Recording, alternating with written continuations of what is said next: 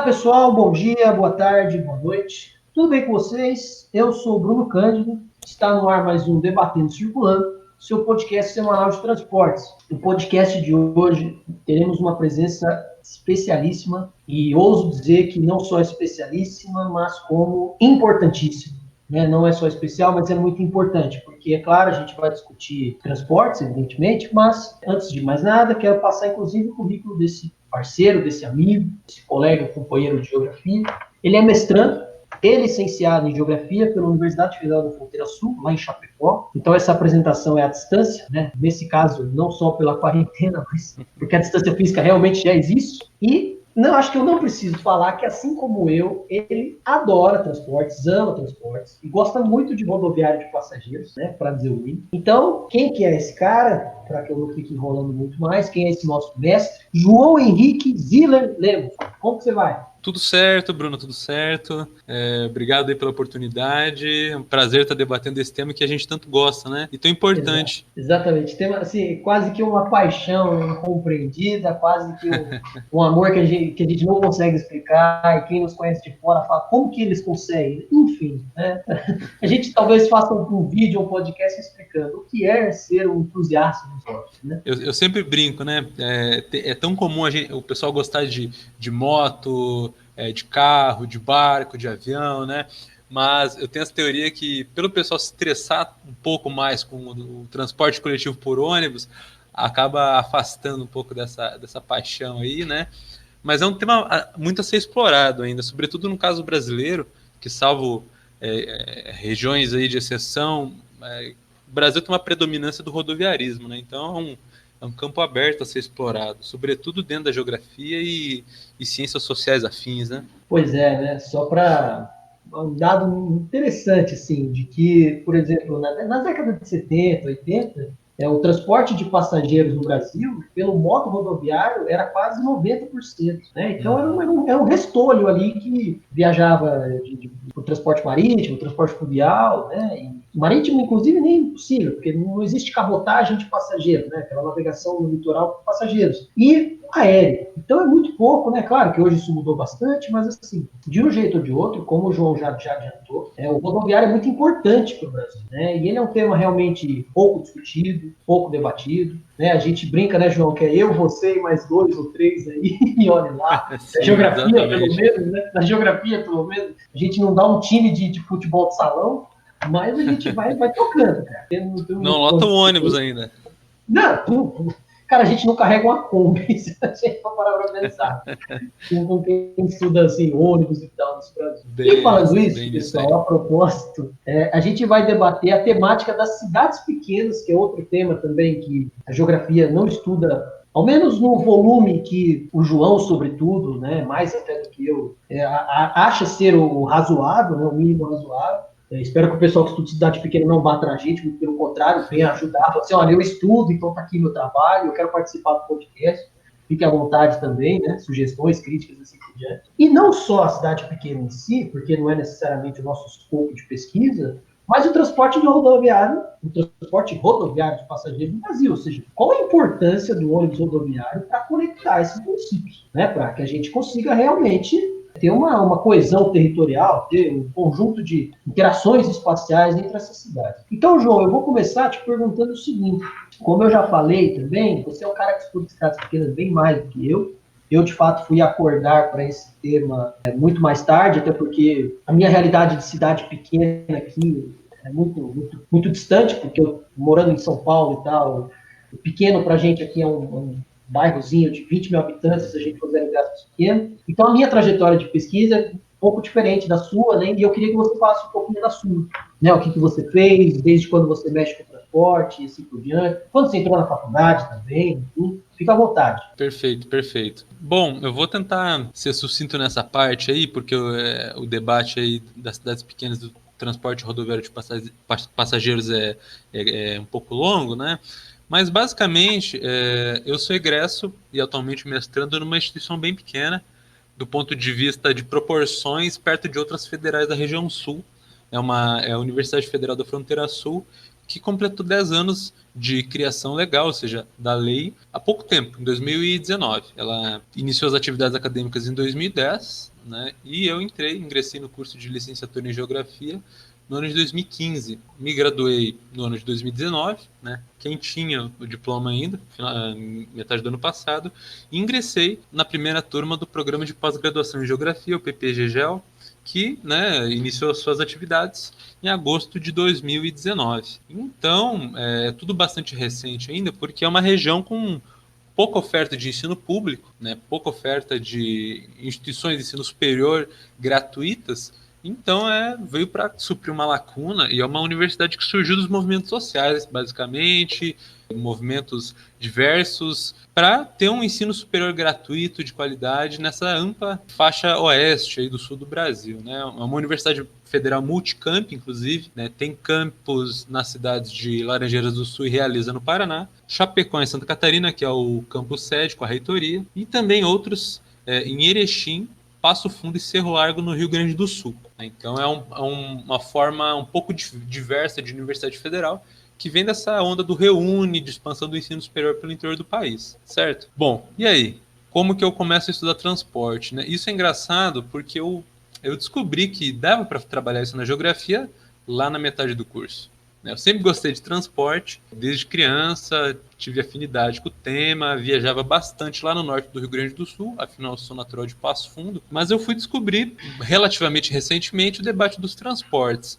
Eu tive o privilégio de pesquisar sobre a urbanização e produção hidrelétrica envolvendo as cidades pequenas durante a graduação, um projeto de iniciação científica com fomento da FAPESC, que é a Fundação Estadual daqui de Santa Catarina. Eu também atuei em projetos de extensão envolvendo cartografia, né, aqui da região, e também em projetos de ensino, que foi o programa de residência pedagógica, né, que foi um programa da CAPES entre 2018 e 2019. O momento que eu passo a estudar transportes chega a ser engraçado, porque eu já estava há um bom tempo no projeto sobre cidades pequenas e tudo mais, e aí, quando chega o momento de eu elaborar um projeto de conclusão de curso, é agora que eu vou começar a estudar, né? É agora que eu quero tentar me dedicar. E aí eu comecei a pesquisar melhor sobre esse tema dos transportes, transporte de passageiros, que é um tema ainda relativamente incipiente. Quando a gente fala de transporte na geografia, tem bastante coisa. Só que, em grande medida, ou é voltado para uma mobilidade numa escala da cidade, o pessoal da Urbana me perdoe, mas numa escala municipal,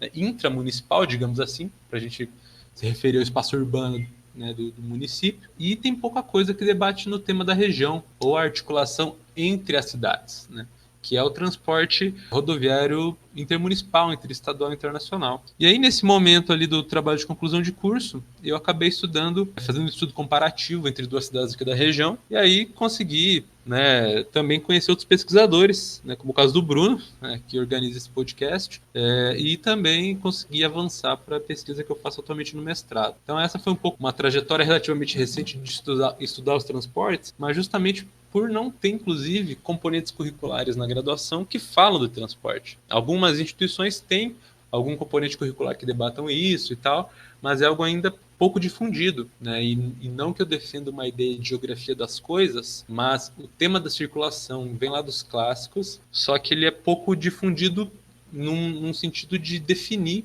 um objeto de pesquisa, né? Quando eu estudo geografia urbana, estudo espaço rural, quando eu estudo espaço economia, espaço cultura, geografia política, seja o que for, eu debato circulação de algum modo, só que me parece que ainda falta uma difusão de um objeto mais claro, sobretudo nos cursos de graduação, para trabalhar esse tema que é tão complexo e significante, sobretudo no caso brasileiro, que é tão diverso, né? Eu gostei dessa fala do João, primeiro que foi muito ampla, que foi muito contemplativa, né? O João falou bastante coisa, assim, muita gente pensa, mas 2015, curtinho. Então, se vocês forem fuçar os trabalhos do João, vocês vão discordar um pouquinho. Inclusive essa parte do que ele falou para pedir perdão para o pessoal da Urbana, assim, ele pediu, mas eu não peço não.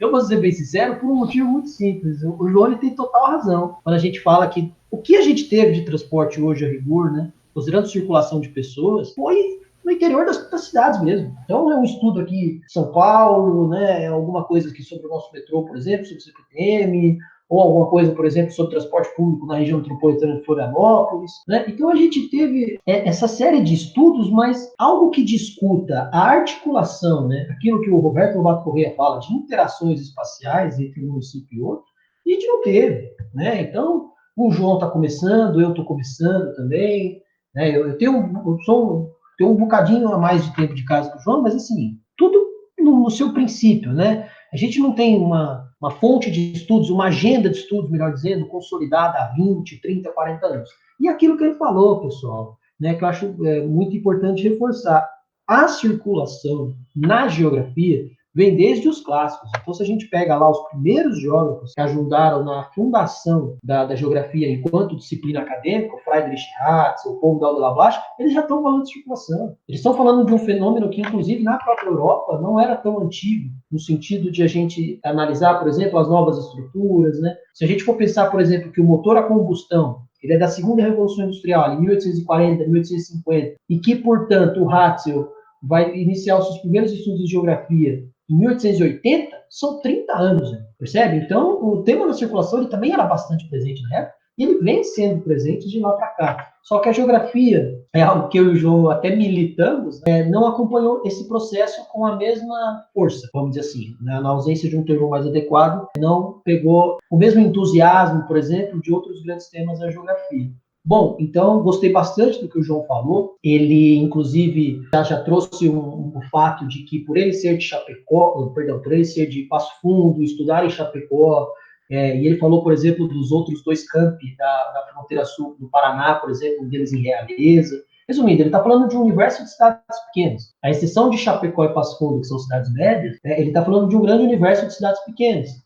Né, e de como falta serviço público, enfim, de como a gente precisa realmente olhar com mais cuidado e com mais carinho para essas partes do território brasileiro, né, que é aquilo que a gente diz, que é o Brasil para além das metrópoles. É um grande mar de cidades pequenas.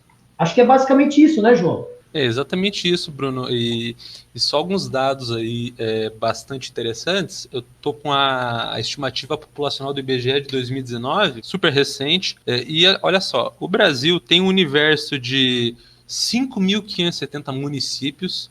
Isso que eu nem vou entrar no debate do que é município, o que é cidade, o que é urbano, senão a gente vai ficar aqui 8 horas. E aí, olha só, a gente tem 5.570 municípios, nós temos 4.897 municípios com menos de 50 mil habitantes, e nós temos 3.797 municípios com menos de 20 mil habitantes. Então, se a gente pega nesse universo, população do Brasil, as cidades pequenas, e isso é uma ressalva que aqui não cabe a gente aprofundar nisso, quem sabe para outro podcast, o que seria considerado uma cidade pequena e tal, uma cidade local, enfim, é um debate maior, porque tudo tem a ver com o seu contexto regional. Uma cidade pequena, no oeste catarinense, no Vale do Araguaia, Mato Grossense, ou na região metropolitana, aliás, ou próxima a São Paulo, capital, são coisas completamente diversas.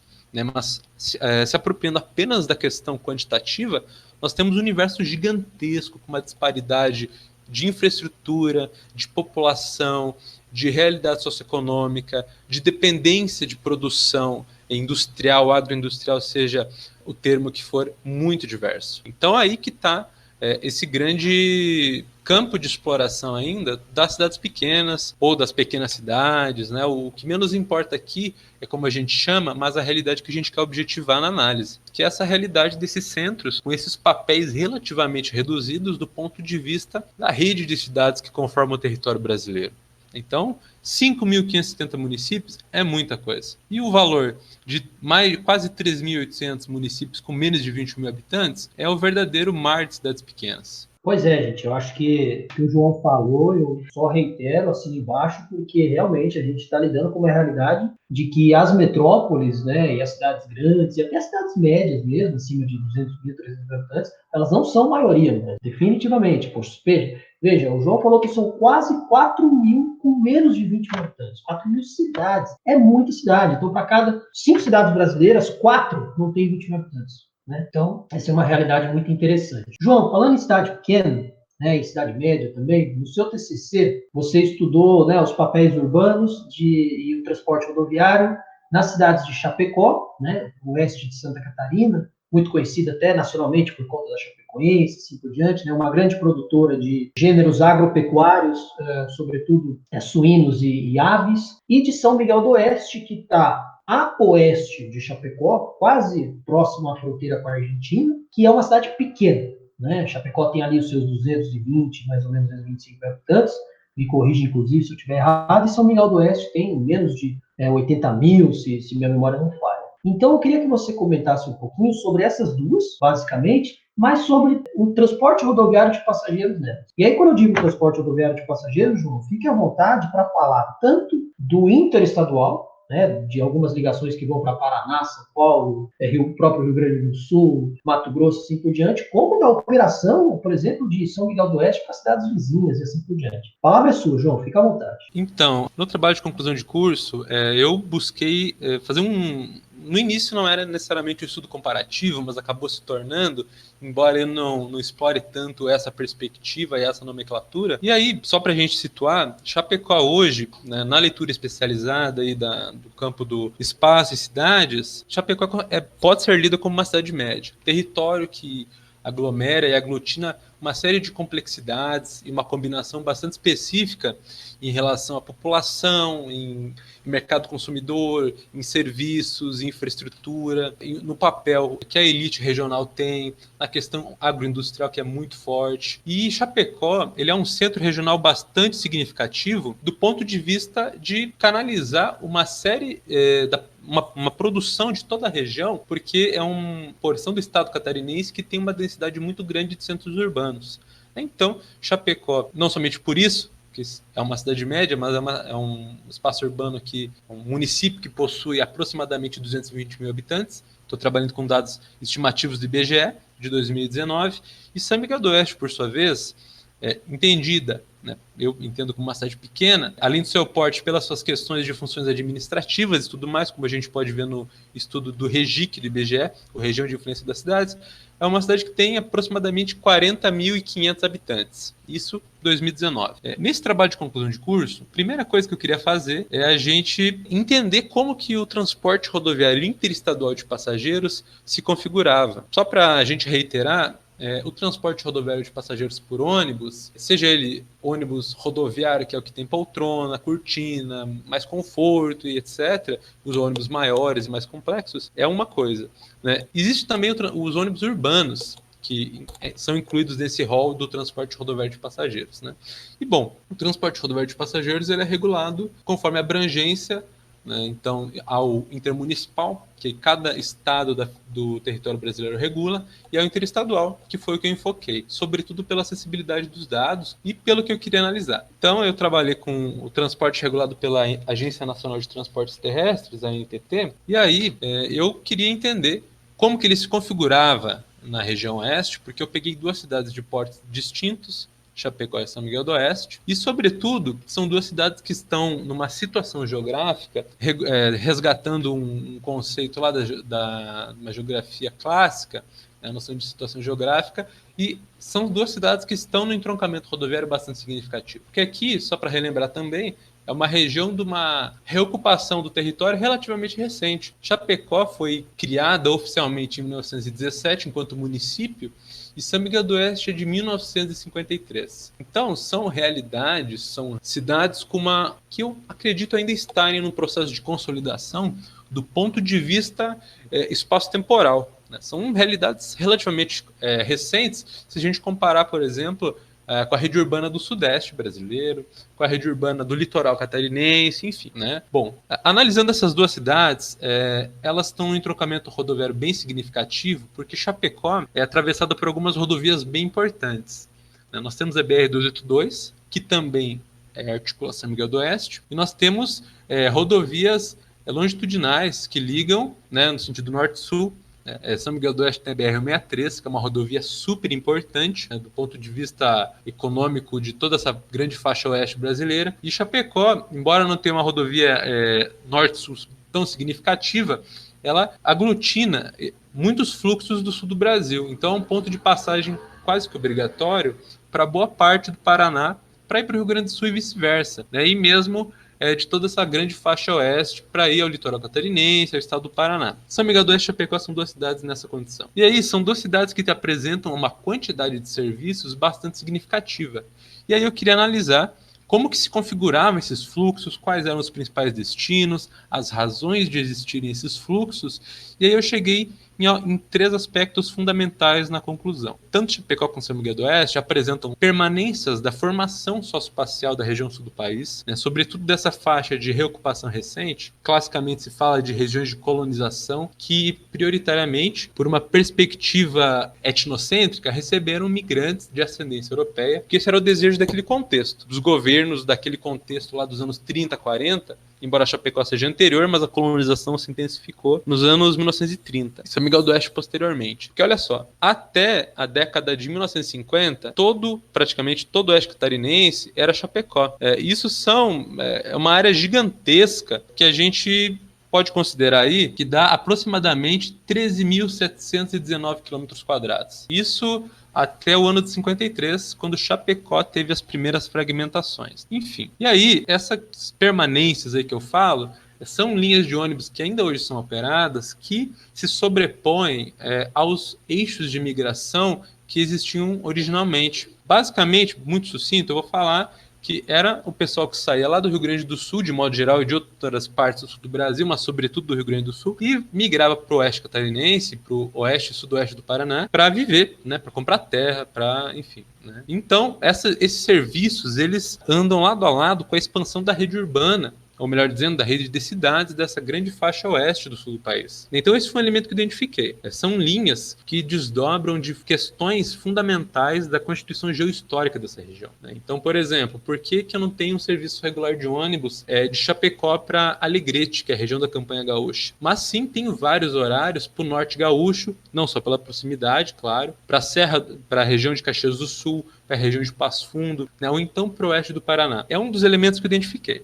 O segundo que eu consegui identificar é que tanto Chapecó como São Miguel do Oeste produzem centralidades regionais nessa questão do transporte rodoviário de passageiros, porque atendem cidades do entorno que não possuem esse modal interestadual de transporte, ou seja, são centralidades que são produzidas a partir da concentração dos fluxos. E, basicamente, um terceiro elemento que se liga com esse segundo é que a situação geográfica e o contexto regional são fundamentais à operação, e por isso que, embora sendo 2 cidades com características tão díspares do ponto de vista do porte, da função urbana e tudo mais, eles concentram por estarem em condições nodais, ou seja, são nós da rede rodoviária sobretudo, né? Mas claro, também é uma relação dialética, rede urbana e rede rodoviária, porque não há cidade sem estrada e não há estrada sem cidade. É um movimento duplo e nunca é dissociável. E aí a situação geográfica é um dos elementos também que baliza essa quantidade de serviços, de linhas e de fluxo de passageiros. E quando eu observei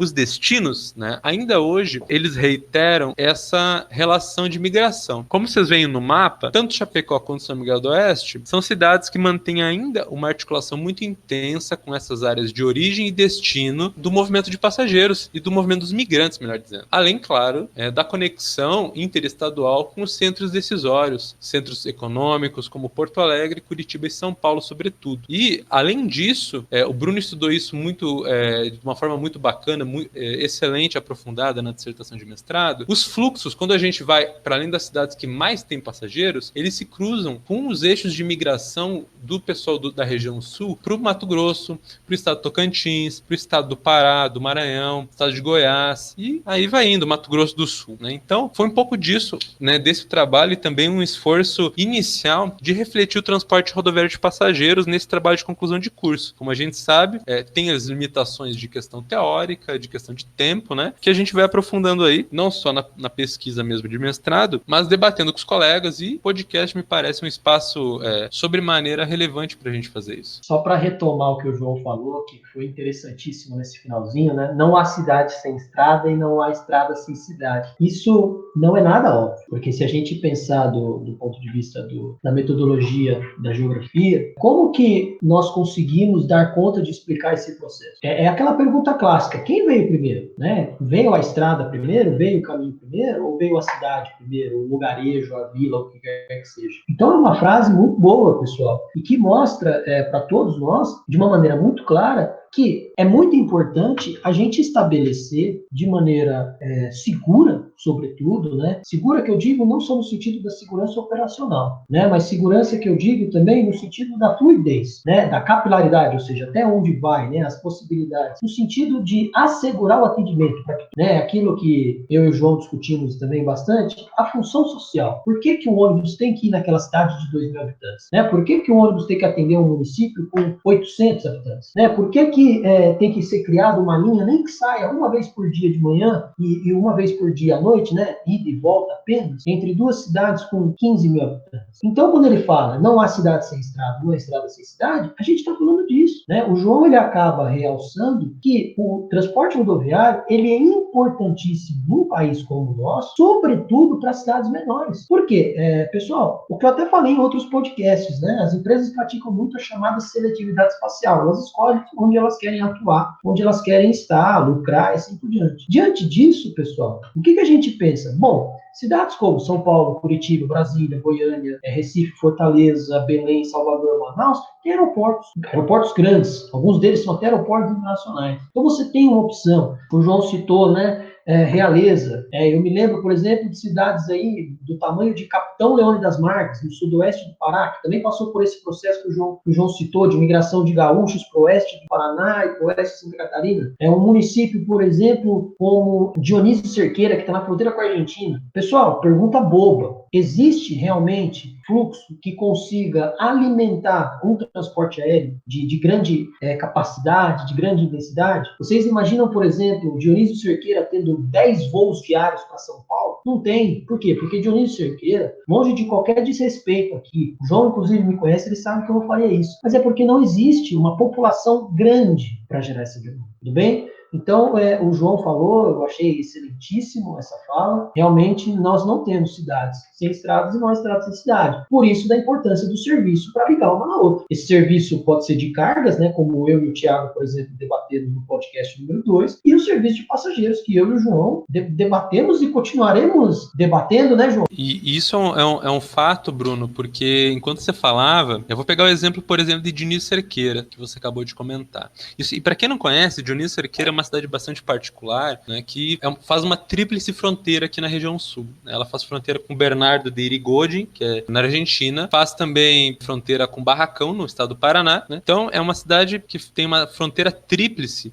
no seu próprio tecido urbano, né? É uma fronteira seca bastante relevante. Dionísio Cerqueira, ela tem uma cidade que a estimativa é de 15.498 habitantes para 2019. Ou seja, quase 15 mil habitantes, e é uma cidade que, por estar também no importante eixo rodoviário, que é anexa à BR-63, tem um fluxo bastante relevante para vários estados do país. Se eu pego aqui a lista de linhas que fazem paradas para embarque e desembarque de Dionísio Cerqueira, é uma lista que apresenta linhas bastante diversas. Por exemplo, se eu parar para pensar, tem um serviço regular que liga Dionísio Cerqueira a Balsas no Maranhão. Tem um serviço que liga Dionísio Cerqueira a São Paulo, a Curitiba, a Porto Alegre, a Cuiabá, a Campo Grande, a Foz do Iguaçu, a Cascavel, Passo Fundo, Caxias do Sul, Santa Rosa, enfim, isso tirando o serviço intermunicipal, que embora eu não tenha estudado, estou estudando agora na dissertação de mestrado, na pesquisa de mestrado, melhor dizendo, o serviço intermunicipal, né, faz toda a ligação interna no estado catarinense. Então, de modo geral, o transporte rodoviário de passageiros, pela sua ampla capilaridade, pela sua possibilidade de parar em qualquer espaço, qualquer lugar, como o Bruno falou em outras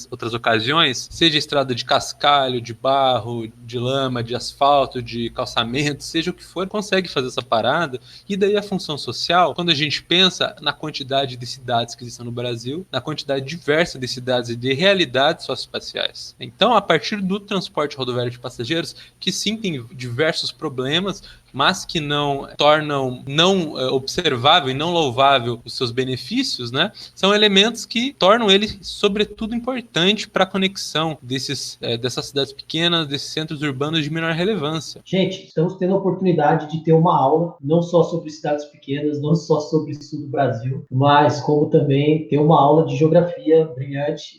O João está matando a pau aí em todos os temas abordados, e até para dar sequência para ouvi-lo mais, João, a pergunta que eu te faço é o seguinte: já que a gente falou da importância do transporte rodoviário para essas cidades pequenas, eu vou te fazer 2 perguntas, mas você pode responder todas elas com uma argumentação só. A minha primeira pergunta para ti é o seguinte, João: qual a sua visão, né, o seu panorama sobre o transporte rodoviário de passageiro nas cidades pequenas? Você já deu um pouquinho dessa análise, né? Você já analisou parte disso, que inclusive essa parte já está bem completa, mas eu sei que você inclusive vai avançar nesse tema. E a minha pergunta, que é polêmica, mas eu faço basicamente em todos os podcasts, e farei, viu? Tudo aquilo que tiver a ver, sobretudo com o transporte rodoviário, continuarei fazendo. Se os grandes conglomerados, os grandes grupos empresariais, né? Empresas, por exemplo, aí com 1.500 ônibus, 2.000 ônibus, mais de 5.000 motoristas empregados, números que a gente sabe que são grandes, se esses grupos ignoram as cidades pequenas, né? Se eles simplesmente desconsideram, não acham rentável, não acham interessante. João, manda ver, é contigo. Então, esse é um debate bastante relevante, sobretudo quando a gente pode mirar um horizonte de uma justiça espacial, né? Uma equidade na acessibilidade na própria rede de cidades que compõem o território nacional. Só para a gente relembrar, no primeiro podcast nós tínhamos alguns dados assim, mas quando a gente lembra da enormidade que é esse meio de transporte, é importante para a gente entender o papel das cidades pequenas, porque elas são numerosas. E tal qual as cidades pequenas são numerosas, o modal, de modo geral, também é bastante numeroso e atende essa infinidade, quase infinidade de cidades pequenas. Olha só, segundo dados de 2019 da NTT, de outubro de 2019, nós tínhamos 238 empresas realizando transporte regular, mais de 40 mil motoristas habilitados, excluindo o fretamento naquele contexto, mais de 12 mil ônibus. Tá? Entre janeiro e setembro de 2018, esse modal transportou quase 58.600.000 passageiros. Em janeiro de 2020, alcançava 2.097 municípios do território nacional. Se a gente comparar com o total, né, do território nacional, a gente tem uma diferença significativa. Mas isso é mais para frente que acho que vale dizer, né, do porquê dessa exclusão. Uma parte é compreensível do ponto de vista da situação da localização, né, como é o caso de Diniz Cerqueira e Barracão, que são 2 cidades, uma colada na outra, né, são conurbadas e muitas vezes atende uma cidade e não atende a outra e vice-versa, e por isso que o dado mostra isso, e outras vezes é por uma exclusão, que eu vou avançar mais à frente, né? Mas olha só, quando a gente pensa nesse debate do papel para cidades pequenas, eu vou dar alguns exemplos empíricos, né, exemplos práticos do cotidiano muito relevantes. Vamos imaginar, né, uma cidade pequena que tem lá o seu terminal rodoviário, não são todas que tem, inclusive, né, isso o Bruno pode falar depois das experiências dele em diversas cidades do território nacional, do Rio Grande do Sul ao estado de Mato Grosso, enfim, né, e olha só, o serviço de transporte rodoviário de passageiros, ele é tão capilar, no sentido de que ele necessita tão pouco para realizar essas paradas, que a facilidade que ele proporciona salta aos olhos no ponto de vista de, por exemplo, não importa se aquela cidade tem ou não tem uma demanda tão significativa. Se o órgão regulador autorizou a venda daquela localidade, o atendimento oficial daquela localidade, porque assim que funciona uma linha, a empresa tem que solicitar as seções, os mercados para ela vender, a empresa ela é obrigada a atender. Né? Claro, há uma questão da empresa solicitar, mas isso é um debate mais extenso, que não cabe nesse momento. Então, por exemplo, vamos pegar uma cidade que eu conheço aqui do sul do país, vou pegar a cidade de Nonoai, que é do ladinho de Chapecó, né, da cidade onde eu moro atualmente. Morei em Nonoai também. É uma cidade que tem pouco mais de 2.000 habitantes, que tem diversas linhas regulares que fazem seccionamento naquele local. Nonoai é uma cidade pequena que, mesmo tendo Chapecó, que é uma cidade bastante significativa em termos de população e tudo mais, em outro estado, obviamente, mas que tem diversas linhas que tanto efetuam paradas em Chapecó quanto nessa própria própria cidade, servindo do mesmo modo ambos esses locais, né? Então, por exemplo, isso permite, de certo modo, uma articulação direta com diversos centros urbanos, com um rol bastante complexo e variado de cidades. Também permite o transporte mais imediato, certas encomendas fracionadas de menor volume. Então, são elementos mais simples do ponto de vista operacional. E os terminais rodoviários também, eles, é muito bacana, uma vez eu estava numa cidade pequena, observando essa realidade, os terminais rodoviários também, eles servem como uma centralidade nessas próprias cidades, porque eles acabam concentrando algumas atividades complementares, né?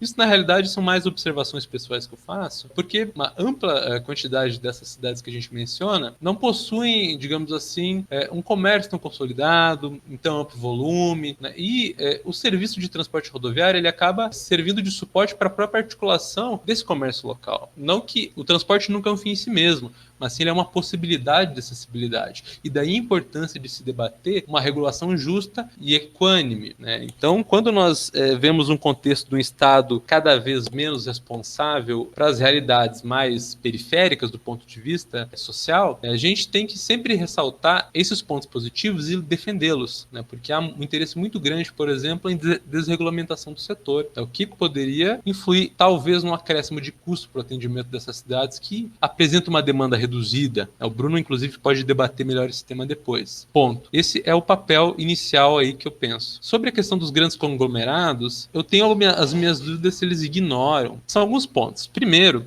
que de fato há uma exclusão de uma série de cidades, desse conjunto de cidades brasileiras, de municípios, né? E aí, quando a gente pensa em exclusão, é justamente a seletividade espacial que o Bruno falou, das empresas decidirem se param ou não, se atendem ou não determinada cidade, se permanece ou não com a execução dessas linhas, mas isso hoje é balizado por um segundo elemento, né? A seletividade é uma coisa que esses conglomerados operam, e operam muito bem, inclusive, do ponto de vista de atende aos desejos deles. Quando a gente pensa numa economia capitalista de profunda racionalização de tudo que há, um enxugamento geral de várias questões, sobretudo operações que envolvem humanos, ou seja, viagens de ônibus, estão na mira dessas racionalizações. Há uma questão hoje em dia que há uma série de fusões de serviços de transporte regular, ou seja, a fusão de linhas. Outrora partiam 3 ônibus entre ponto A e ponto B, cada um parando, alternando as cidades de parada para tornar a viagem mais enxuta. E hoje há uma fusão de serviços, por exemplo, aqui na região sul é muito notável isso, e essas cidades pequenas, ao passo que vão se juntando no mesmo serviço, outras cidades também são incluídas no roteiro. E isso se liga com o terceiro ponto, que é a competitividade do setor aéreo com o setor rodoviário de passageiros, leva as empresas a terem de buscar soluções para manutenção dos serviços. Um exemplo muito simples. Um serviço regular que partia de Caxias do Sul e ia até Foz do Iguaçu, no Paraná, tinha como ponto de parada Chapecó. Chapecó, não só pelo setor aéreo, nesse contexto, né, mas por diversas questões nos últimos 15 anos aí, que teve ampliação do consumo e tal, Chapecó, né, nesse exemplo, apresentou um déficit, caiu a quantidade de passageiros transportados. O que as empresas vão lá e fazem? Além de continuar atendendo Chapecó, obviamente, elas passam a atender outras cidades. E aí que está o papel da cidade pequena para as empresas, sobretudo para os conglomerados, possuem esse poder de dar manutenção aos serviços regulares, que apresentaram oscilações mais significativas. Eles passam a atender cidades que outrora não atendiam, ou se atendiam de forma não regulamentada. Então, eles incluem no rol de cidades, o que torna as viagens, obviamente, mais demoradas, mas isso é um debate para outro momento, né? Eles passam a atender outras cidades, e aí está o papel, a importância das cidades pequenas. Embora, na quantidade, na singularidade do transporte de passageiros, o número, por exemplo, de passageiros que embarcam na cidade de Nova Erechim, aqui em Santa Catarina, ou de Pranchita, no Paraná, ou mesmo de Rondalta, no Rio Grande do Sul, pode ser pequeno, mas no montante de uma viagem só, esse valor é significativo quando a gente junta todas as cidades pelo qual essas linhas param. Por exemplo, vou pegar um exemplo aqui que eu e Bruno organizamos de uma linha regular, é a linha que vai de Foz do Iguaçu a Caxias do Sul via Xanxerê. É uma linha operada por uma empresa do Rio Grande do Sul chamada Unesul. É uma linha que no total realiza parada em 37 municípios. Eu vou usar o termo município para utilizar a estrutura territorial do IBGE. Trabalha com 37 municípios e desses 37 municípios, 20 são que possuem até 20 mil habitantes. Nenhuma capital, 5 cidades entendidas como médias e apenas 8 entre 20 e 50 mil habitantes. Um exemplo melhor ainda, o Bruno conhece bem, é a linha que vai de Ijuí, no Rio Grande do Sul, a Canarana, em Mato Grosso, que para absurdos 52 municípios, absurdo do ponto de vista quantitativo, claro, e desses 52 municípios, 24 têm até 20 mil habitantes e entre 20 e 50 mil habitantes totalizam 15 municípios. Então, as cidades pequenas, singularmente observadas, podem exibir uma quantidade pequena de passageiros. E de fato é. Só que, na totalidade, quando a gente considera todos os serviços, aliás, todos os mercados, as seções dos serviços regulares, são muito significativos. Então, eu acredito que é um caminho de mão dupla essa questão do papel para os grandes conglomerados. Conglomerados que possuem um maior capital logístico, ou seja, que trabalham em trechos mais competitivos, talvez sim ignorem as cidades pequenas, como ocorre desde já no estado catarinense, por exemplo, com a empresa Reunidas, que reduziu drasticamente a quantidade de linhas operadas aqui no estado e deixou elas sendo operadas posteriormente para empresas menores, né? Houveram muitas transferências nos últimos anos. Mas quando a gente pensa em empresas menores ou com um território de atuação reduzido, as cidades pequenas são sim muito relevantes. Então, né, ele deu o exemplo da Ijuí Canarana, né, que foi uma linha que eu estudei no mestrado, e não só o exemplo da Ijuí Canarana, mas ele falou que ele problematizou, né, esse termo ignorar. Na verdade, de fato, a seletividade espacial existe. O João, melhor do que ninguém, trouxe uma série de elementos e argumentos pondo esse tipo de situação. E o João também falou que, de fato, há uma invisibilidade dessas cidades pequenas, né? Até eu ouso dizer, João, inclusive, vou até mais longe, que há uma vilanização, né, dessas linhas conhecidas como pinga-pinga, né, em alguns estados brasileiros. Em outros estados, inclusive, existe até termo pejorativo, né? Em Minas Gerais eles falam cata-jeca, né? Que o jeca é o cara que mora na zona rural e tal, porque eles preferem, né, sobretudo aqueles que moram nas cidades maiores, preferem o serviço expresso ou semi-expresso, seja. Então a gente vê sim que há uma vilanização, só que ao passo que há esse processo de vilanização, ou seja, de tornar essas linhas cada vez menos procuradas, por outro lado, elas têm uma função social importantíssima. Porque aquilo, se você não tem o tal do cata-jeca, quem é que vai fazer esse serviço? Então a gente não pode ignorar, de fato. E outra, o João trouxe uma coisa muito importante, que nos últimos 20 anos, né, sobretudo a partir do começo da década passada, nós tivemos um conjunto muito grande e acelerado de rearranjos das operações das próprias empresas. Então, por exemplo, isso que ele falou da adequação das malhas e da supressão de linhas e horários da própria, né, da Reunidas, de algumas outras empresas também, como a Unesul, isso ocorreu no Brasil todo. O João traz um exemplo que acaba sendo bem emblemático da região sul, das cidades pequenas e médias, mas isso acabou ocorrendo também até com linhas mais longas. Cito casos que, inclusive, terei que trazer no doutorado. É aquilo, né? O João ele sabe também que isso aqui nunca acaba, a gente começa a estudar e nunca para. Mas eu trago, por exemplo, o caso de linhas como São Paulo-Recife, né, operadas por empresas como Viação Itapemirim, empresa Montijo de Transportes, que antigamente eram linhas diretas. Imagina que surreal. Você pegar um ônibus daqui de São Paulo e para o Recife, o que dá quase 50 horas de viagem, e ele não embarcar e desembarcar em nenhuma cidade no caminho. Ele ia direto e reto. Né? O quadro de tarifas era uma linha, São Paulo-Recife, serviço convencional. Hoje não. Hoje essa linha não existe mais. E esse ônibus ele tem que parar em Aracaju, ele tem que parar em Maceió, se possível ele para em algumas cidades menores ali também ao longo do caminho, né? Para, por exemplo, em Rio Largo, Alagoas, para em Itabaiana, Sergipe, dependendo do caminho que ele fizer, e assim por diante, para em várias cidades da Bahia, em Minas Gerais, resumindo, até chegar em São Paulo mesmo, vindo do Recife para cá, ele não vai fazer um percurso expresso. Imagina, né? Nós tínhamos nos anos 80, como a demanda era muito grande, linhas de 2.500 quilômetros que eram expressas. Hoje isso é praticamente inviável, para dizer o mínimo. Então, nesse sentido, o que o João traz é que, como nós temos uma realidade muito particular na região sul, no sentido de uma rede urbana muito adensada, porém adensada em número de cidades e não em população, eu acho que é mais ou menos esse o contraponto que o João traz para a gente, esse argumento. Nós temos uma situação que faz com que o ônibus rodoviário seja muito, muito central. E sim, a gente vai bater bastante nessa tecla da centralidade e da importância do ônibus. Olá, pessoal, tudo bem? Bom, essa foi a primeira parte desse podcast que eu e o João decidimos dividir em duas, tudo bem? Nessa primeira parte, a gente falou mais um pouco das pesquisas do João, das minhas pesquisas também, e de como tudo isso busca refletir sobre as cidades pequenas no Brasil, tudo bem? Bom, na parte 2, já deixando aqui o convite para que vocês escutem também, a gente vai continuar falando das cidades pequenas e a gente vai refletir também sobre o Covid-19 e como ele interfere na dinâmica do transporte rodoviário de passageiros e na dinâmica, evidentemente, da circulação de pessoas nas cidades pequenas, tudo bem? Portanto, para quem gostou desse podcast aqui, dessa parte 1 e dos outros também, inscrevam-se no canal, compartilhem à vontade, sigam a gente em todas as nossas redes sociais, Instagram, Twitter, Facebook, e acessem também nosso blog e divulguem nossos textos para o mundo, né? Eu ia falar para o Brasil todo, mas para o mundo. Tudo certo? Então, pessoal, beijo grande, cuidem-se, espero que tenham gostado dessa primeira parte e espero que voltem para escutar a próxima, na qual a gente vai, repito, se debruçar com maior cuidado e com maior tempo sobre o Covid-19 e os seus efeitos nas cidades pequenas pelo Brasil. Tudo bem? Beijão e até mais. Tchau!